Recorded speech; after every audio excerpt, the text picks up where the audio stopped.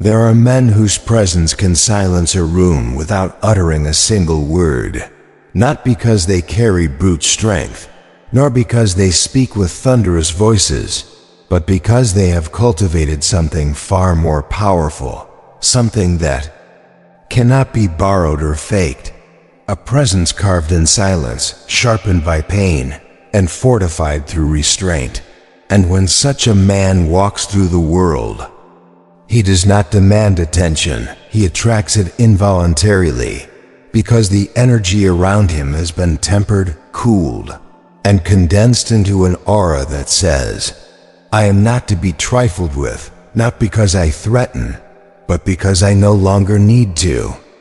Kind of presence cannot be manufactured overnight, nor can it be taught in the shallow waters of motivational noise. It is born through a relentless war with one's own inner chaos, forged in the fires of humiliation endured without reaction, molded in the weight of slights absorbed without defense, and elevated by the decision, again and again, to remain immovable when the world begs you to react, because emotional control is not the absence of emotion, but the discipline to wield it with precision. Like a warrior who draws his blade only when the moment demands it, and not a second before. When you master this control, the world begins to respond to you differently. Not because you have changed how you speak, but because you have changed what you no longer respond to, and in a world that thrives on provoking you, on dragging your spirit into debates, drama, and emotional chaos, your stillness becomes a weapon so sharp it draws blood without ever being unsheathed. And those who once sought to provoke you will come to fear your indifference, because they cannot win against someone who refuses to play the game. This is why the first and most vital trait of a truly dangerous man is ruthless emotional control. The kind of control that looks like silence when insulted, like calm when challenged, like distance when baited, and yet carries more authority than 1,000 shouting voices. Because people do not fear anger, they fear unpredictability. And a man who cannot be read, who does not flinch, who does not explain himself to fools, becomes the very embodiment of power in its most refined form.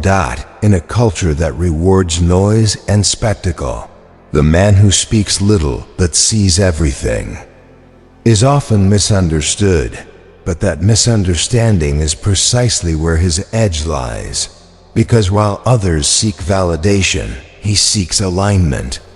While others perform, he prepares. And while others react, he remains still, watching, calculating, choosing when and how to move, not out of fear, but out of strategy. And it is this distance between stimulus and response that separates the ordinary from the formidable. True danger is not a performance, it is a presence.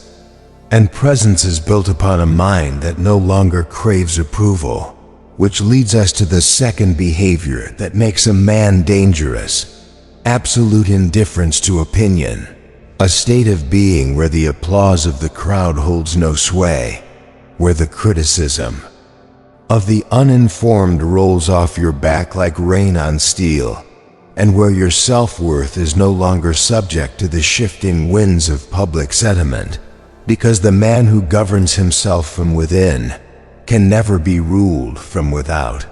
This indifference is not arrogance, it is clarity. It is not withdrawal, it is power. And when you reach the place where you no longer seek permission to act, where you no longer dilute your truth to avoid discomfort, and where you walk your path with quiet confidence, people begin to watch you differently, not because you are trying to be seen, but because your refusal to bend becomes a form of resistance. They cannot help but respect. It is in this space that the reputation of danger begins to form, not danger in the sense of violence, but danger in the sense of being ungovernable, unreadable, unreachable, and in a world addicted to approval. The man who needs none is both feared and revered, because he has tapped into something rare, the ability to live in accordance with reason, not impulse, to choose solitude over shallow praise, and to prefer alignment with his values over comfort bought with compromise. Such a man does not explain why he walks away, nor does he linger where he is not understood, because he does not derive his worth from external mirrors.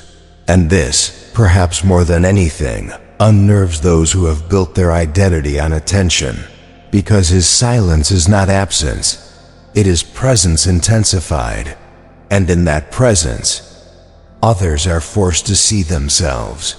But there is a third weapon even more formidable than silence or indifference, and that is mastery over desire, because while many men are enslaved by what they chase, pleasure, status, validation, the pruco dio sumban, dangerous man has trained himself to want less, and in doing so, he becomes a fortress against manipulation, because temptation loses its leverage on the man who does not hunger, and every force in the world that once sought to own him must now contend with a truth it cannot defeat. He cannot be bought. Desire is the root of control, control of governments, control of markets, control of minds, and when a man is able to face the sirens of beauty, power, and indulgence, and say, "I do not need you," he steps outside the boundaries of predictability and becomes a threat to every system that feeds on compliance, because they do not know what he wants, and therefore, they do not know what he will do. And unpredictability in a man with discipline is the most terrifying force there is. Seneca reminds us that poverty lies not in lack, but in craving, and when you eliminate unnecessary craving, you strip away the very hooks the world uses to drag you around, which is why the dangerous man is content in simplicity, secure in silence, and unmoved by glitter, because his joy is not dependent on possession, it is born from discipline. And this discipline makes him impenetrable. He does not chase, he attracts. He does not beg, he decides. He does not cling, he releases, and in doing so, he walks through a world of chains without ever being bound. And this ability to walk away from pleasure, from comfort, from even love, makes him unconquerable. Because no one can break a man who has already given up the need to be held together by anything but his own spine. Which leads us to the fourth and final trait, emotional silence in chaos. The kind of stillness that unnerves rooms. The kind of quiet that makes others uncomfortable, not because it is empty, but because it is full of potential, full of presence, full of awareness. And when the world burns with outrage and noise, the man who walks calmly through it is not just respected, he is feared. The silence is not passive. It is not surrender. It is the calm of a warrior who knows when to strike and when to wait. And while others throw tantrums to feel powerful, he uses restraint to show power, because restraint is not weakness. It is strength with direction. And no enemy fears a scream, but all enemies fear a man who smiles while holding his fire. Marcus Aurelius wrote that strength lies in a calm mind. And that is why the Stoic man, the dangerous man, cultivates his mind like a blade, sharpening it not in anger, but in stillness. Because the most formidable weapon is not the one drawn in haste, but the one held with control. And in this world of hysteria and impulsiveness, the man who chooses silence when others choose noise becomes a symbol of everything the undisciplined fear. Focus, direction, sovereignty. He does not fight every battle, because he knows most battles are distractions. He does not reply to every insult, because he knows most insults reveal more about the speaker than the target. And he does not chase every opportunity, because he knows the right ones do not need to be chased. They need to be chosen. And if you followed this far, if something within you stirred as you read these words, if you recognize the spark of this dangerous stillness inside yourself, then do not let it fade back into the noise. Cultivate it, sharpen it, and walk with it.